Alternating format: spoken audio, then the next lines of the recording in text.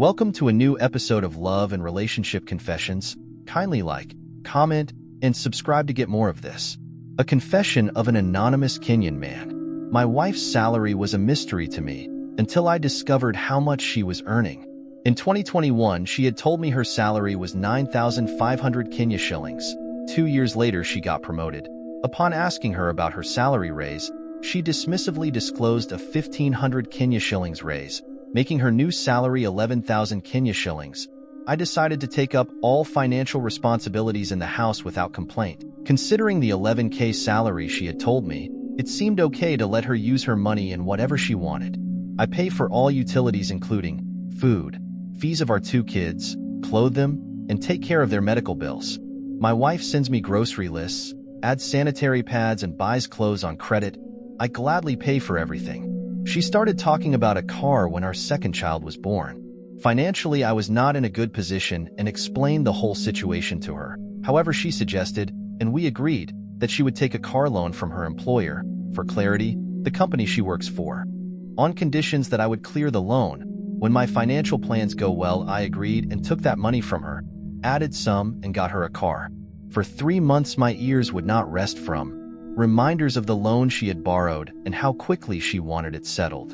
I finally got tired and took some of my business and emergency money and cleared her loan, with a learnt lesson not repeating it. One evening, I turned on my laptop and found a lot of emails.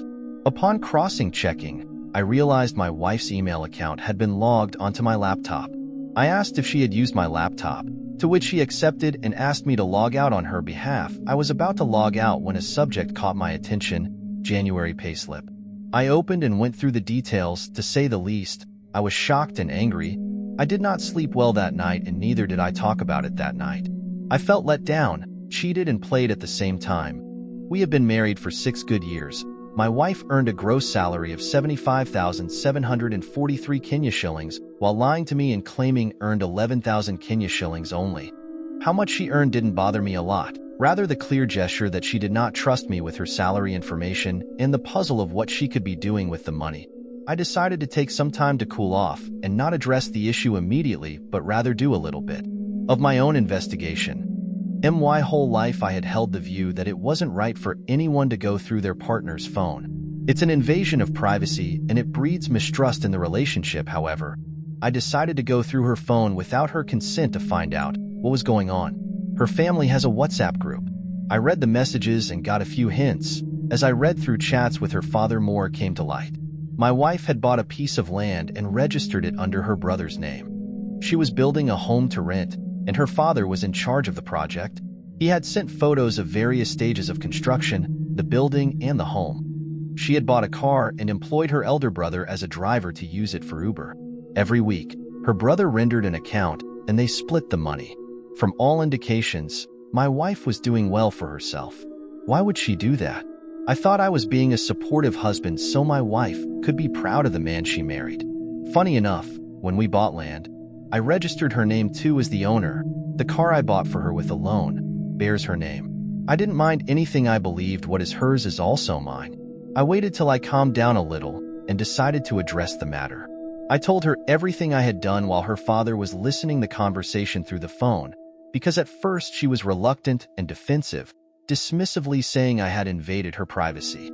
I demanded to know why they would do that.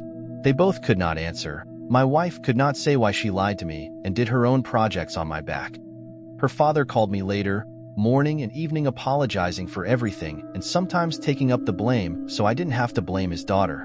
I asked both of them to let me think about it for some time. My father-in-law, mother-in-law, and brother-in-law visited to apologize on her behalf and asked us not to break our beautiful marriage. If nothing at all, I consider our children and be lenient in my judgment.